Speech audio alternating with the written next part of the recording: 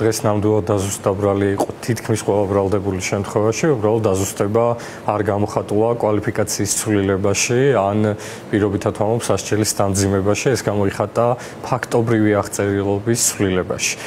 მაყურებლისთვის უფრო მარტივად რო განმარტოთ, აქ საუბარი არ არის რომ დღეიდან ბრალის დაზუსტების შემდეგ სხვა დანაშაულის ჩადენას ან მეტი დანაშაულის ჩადენას ედავება პროკურატურა ჩემი დაცვის ქვეშ ყოფებს, არამედ საუბარია იმაზე, რომ მათი ჩადენილი ქმედების აღწერილობა შეიცვალა. მოდი დავაზუსტოთ კიდევ, ეს იგი ბრალი არ დამძიმებულა. არ დამძიმებულა, არ შეცვლილა. შინაარსი, რომლითაც მოხდა ახლებურად იმავე ბრალის გადმოცემა, ამძიმებს თუ არა გარემოებების თვალსაზრისით, იმიტომ რომ იქ არის თქვათ სხვადასხვა ვადები ხომ პატიმრობის გათვალისწინებული ამ თვალსაზრისით არა იურიდიულად, მაგრამ დამძიმდა თუ არა მდგომარეობა ეხლა შეცვლილა სასჯელების ოდენობა, თუმცა შეიცვალა ბრალის ფორმულირება და დაემატა ორი ადამიანი, მათ შორის პირველად ამ ბრალის დადგენილების შემდეგ გაჩნდა ირაკლი შაიშმელაშვილი, როგორც დანაშაულის ერთ-ერთი ორგანიზატორი ან ადამიანი, ვინც ჩართული იყო რაიმე ფორმით 4 ოქტომბრის მოვლენებში.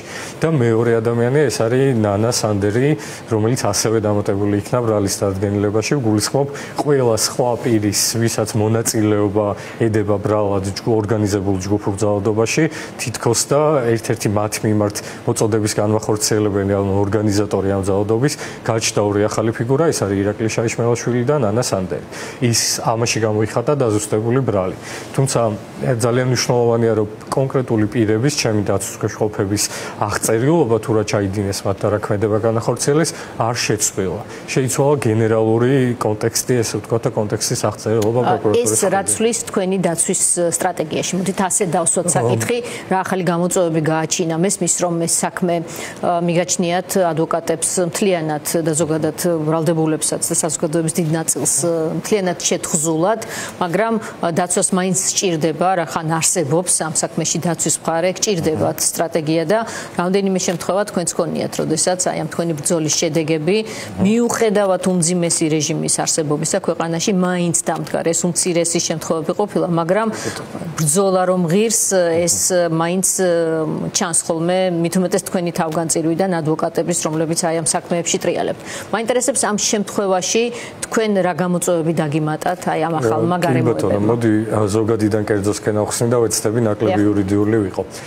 პირველ რიგში ნიკა გვენცაძის და დავით ჭღენტის შემთხვევა ერთმანეთისგან განსხვავდება. განსხვავებებზე სანამ გადავალ გეტყვით გავსებაზე. აქ წარდგენილი ბრალდება არის 222 მუხლი, რაც გულისხმობს განსაკუთრებული მნიშვნელობის ან სტრატეგიული ობიექტის ხელში ჩაგდების ცდილობას და მეორე ბრალი უკვე 225 მუხლი, ეს არის ორგანიზებულ ჯგუფურ ძალადობაში მონაწილეობა.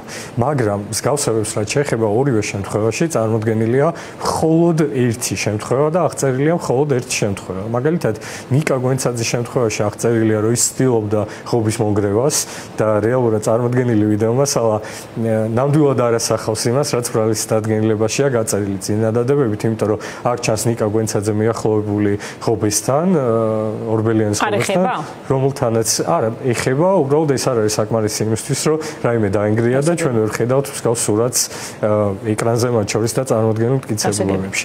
ხოლო რაც შეეხება დავით ჭღენტის შემთხვევას, დავით ჭღენტის შემთხვევაში ის არ არის დაკავებული, პირველადად ის დაკავებული იყო ადმინისტრაციული წესით.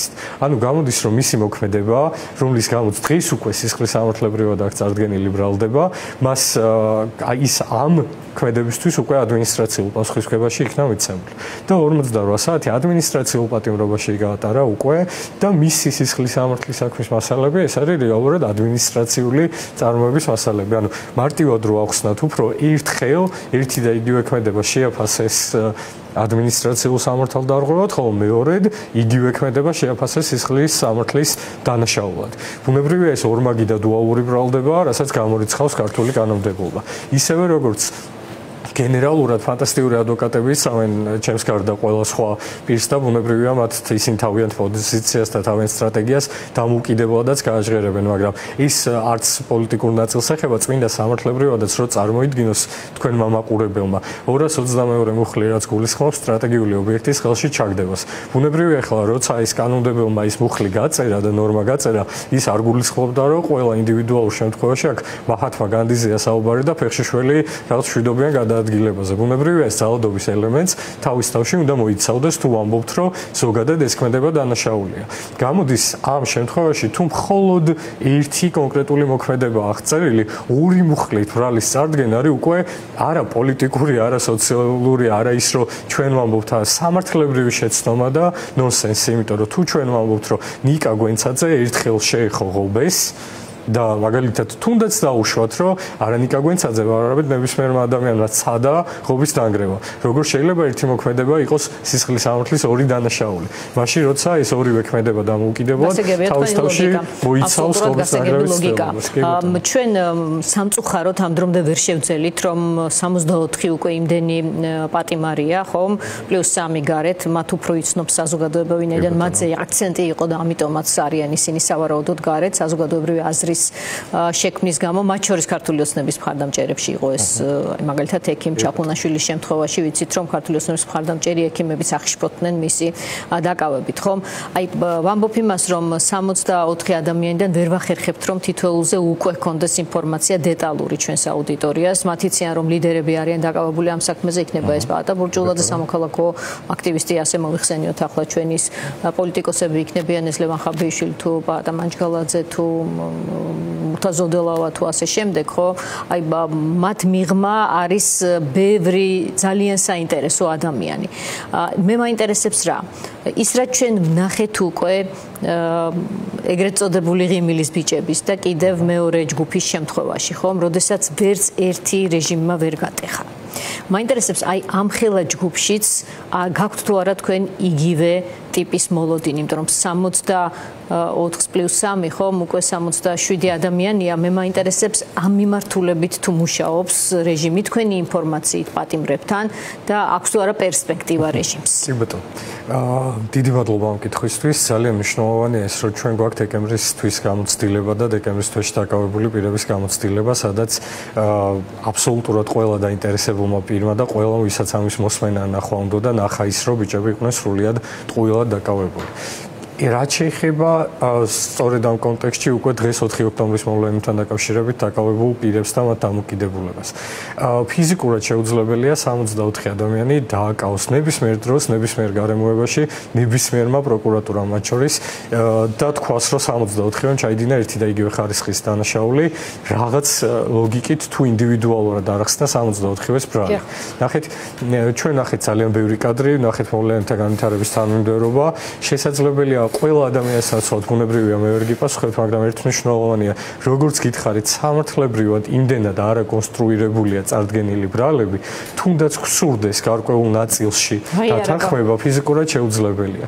ის მე მინდა მაყურებელმა სწორად გაიგოს, ეს შეიძლება გარკვეული მეთოდიც კი იყოს პროკურატურის მხრიდან მასიური ბრალდების შექმნის, ესე ვთქვათ, და შიშის დათესვის. რომ შეძლოთ ვინმემთან არ შეიმსუბუქოს მდგომარეობა, ამას ამბობთ. ნახეთ, ჩვენ შეიძლება გსურდეს ბუნებრივია ყველა ინდივიდუალურ შემთხვევაში პრინციპი საკითხი არ არის ხო, წინააღმდეგობა აპრიორი და არ შეიძლება ყველა ბრალდებულს ყოველთვის სურდეს რაღაც, ესე ვთქვათ, არც ერთ ნაწილში არის თანამშრომლობა სამართალდაუცა უწყებასთან პირიქით. თუმცა რეჟიმთან ბრძოლაზეა საუბარი და ეს აპრიორი პრინციპულად მნიშვნელოვანია დაკავებულთა აბსოლუტური უმრავლესობის ხომ ამ დრომდე ასეთი გამოცდილება აქვს. რა თქმა უნდა, ჩვენ გვაქვს გამოცდილება ესეთი ნამდვილად, უბრალოდ არსებობს მოვლენათა განვითარების თანმიმდევრობა, რომ რეჟიმთან ბრძოლაში შეიძლება ადამიანები იყვნენ მრავალფეროვანი.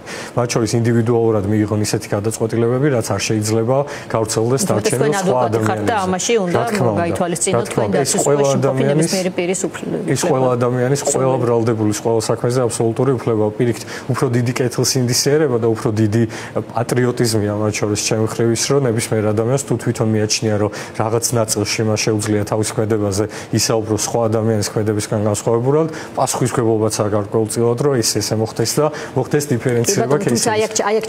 კი, დასრულეთ მოდი და ჩაგეჭიროთ. თუმცა აქ ძალიან მნიშვნელოვანია ის, რომ როდესაც ჩვენ ვლაპარაკობთ პოლიტიკურ ბრალდებაზე, როდესაც ჩვენ ვლაპარაკობთ პირების პოლიტიკურ დევნაზე, მათ შორის ვლაპარაკობთ კოლექტიურ დევნაზე პირველ რიგში. არ შეიძლება 64 ადამიანთან მიხვიდე და უთხრა, რომ თქვენ გაქვთ აბსოლუტურად იდენტური ბრალი და და მე ვთვლი, რომ იდენტურ მოქმედებებში ხართ თქვენ დავნაშავე.